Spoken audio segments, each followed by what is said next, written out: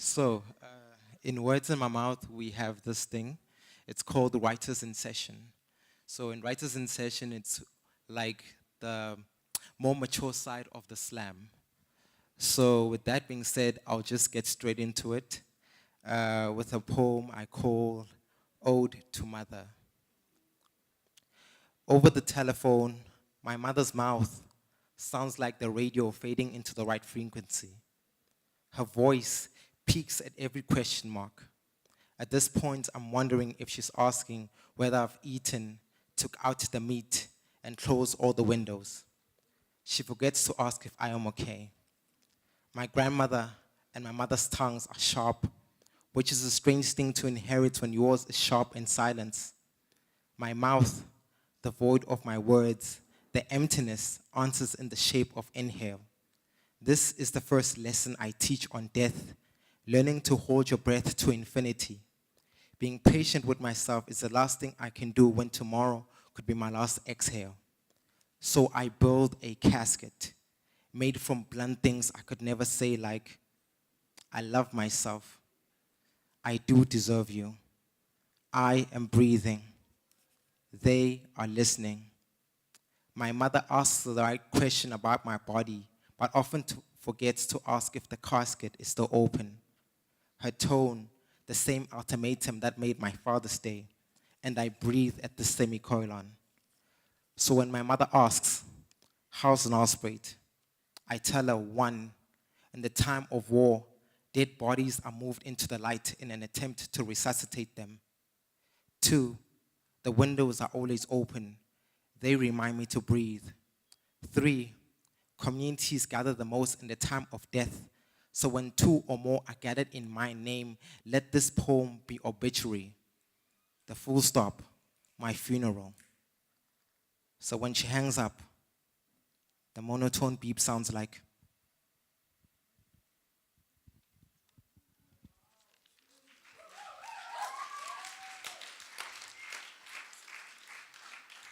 Good evening, everyone.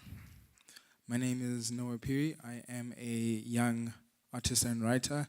I would like the sound, guys. Cool. I can feel myself dying. Feel each breath leave again. I don't want to die here. In the chasm of your lips amongst the dead, laying in eternal slumber. This is a ghost town, burned down when the heat wave of your breath brought this city to waste. Tell me, what anthems were buried here? Beneath the braille of smoldered skin like dry desert sand, survival found in the oasis of your kiss. This land is a graveyard of lovers scorched by the sun, and I am a lone traveler who has found refuge in this rubble in Nagasaki run by power plants. In time I will die by the radiation left by your nuclear language. Tell me what is in your core, that explosions run through your pulse, erupting through your skin, unearthing your nature. What is in your breath? Atom bomb tongue, poison lingering in your scent, fumes everywhere. I can feel my lungs bleeding, blood coughing, throat smeared in tar. I am inhaling your smoke. Tell me, how did the ones before me live? How did the ones before me live? How did the ones before me live? Suffocating citizens, they learn to adapt to fire. Show me your phoenix wings, fire sprite. My heart made of charcoal, fingertips smeared in ashes. Now, God, what apocalypse are you? Where can I find a safe place? I don't want to die here. I will follow you through whispers, through volcanoes, through your eyes still flood canyons at night. Lightning becoming the eye of your meteor shower, rain of fire. I am struggling to sail through these rough waters. Lighthouse soul, let me harbor on your castaway cheeks. live off you. I swear we have been on this island before. My back has memories of how you loved me, nails sinking in, tear me apart. If this is what it is to love you, strike me down with your hand grenades. I would die 1,000 deaths just to scale your kingdom, just to write your name one more time. Thank you.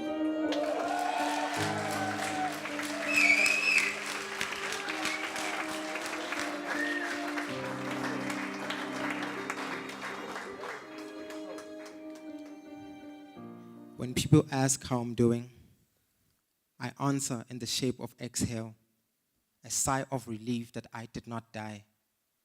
I too slit my wrists. I do not drink the blood, but I do this in remembrance of me. Less than a stanza grief. Stop breaking the wings of your cross. We all have to die for something, even if it means inking your sins. This poem has seen you naked. Stop dressing up in lies. Many ears have been cut off. Replace it with the truth.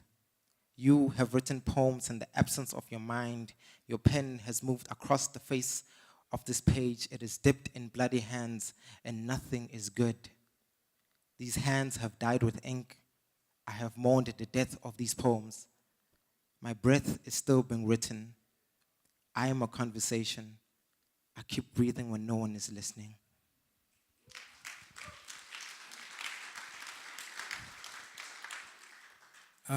This poem is very serious that I'm going to recite. Well, I think it's serious. I don't know. Trigger warning. It has a lot. It kind of has a very brute and strong beginning. If anyone feels like they could be offended to graphic imagery, then now would be like a safe time to just leave. Okay. Welcome to the motherland, where mothers die with their thighs open as though their bodies were open coffins stuffed with dead children that smell of unprotected sex and forced entry. Yes, welcome to the motherland, where wombs are caskets for every unborn father, and our ancestors shed tears that fill the rivers that tear this land apart. Yes, welcome to the motherland. You had expectations of rich soils, vast lands, and harsh African suntans, but here, our sons swallow condoms to measure their manhood. Our young boys roam these streets with ambitionless vision, blinded by the dark-skinned women they prey upon. This is secret of the township. This is not your mother's home. A dinner table of absent fathers creates chasms in our gene pools. No wonder why they wear ripped jeans, bum short skirts, speaking as though they have taught their mothers how to give birth. This history continues to preach like church. Hellholes where village daughters are pregnant with the children of the pastor's crucifix. They tie their umbilical cords around the necks of their priests, hoping to create a connection with God. But this generation has given birth to barren daughters. Black ovaries turned to charcoal, used as firewood to burn our heritage, fires that rival the sub-Saharan sun. I will not run.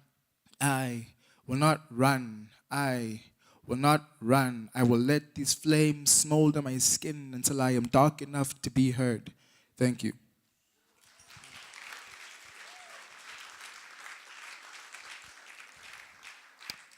Also, trigger warning.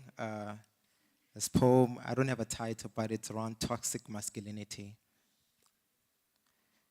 My mother says a man is built by the size of his pride. The girl leaves. The girl says she doesn't love me after looking at the size of my penis. Its size does not equate to the cockiness. You are the joke between short and infertile, giving birth to blanks.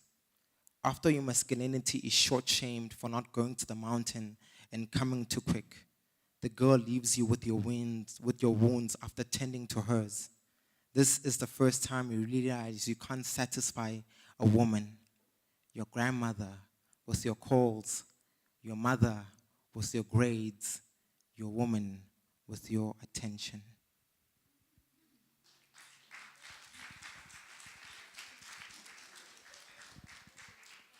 I think this is going to be my last poem, and then I will leave the stage for other people, for other children to flourish. This is a love poem, nothing serious. Yeah, it's about music.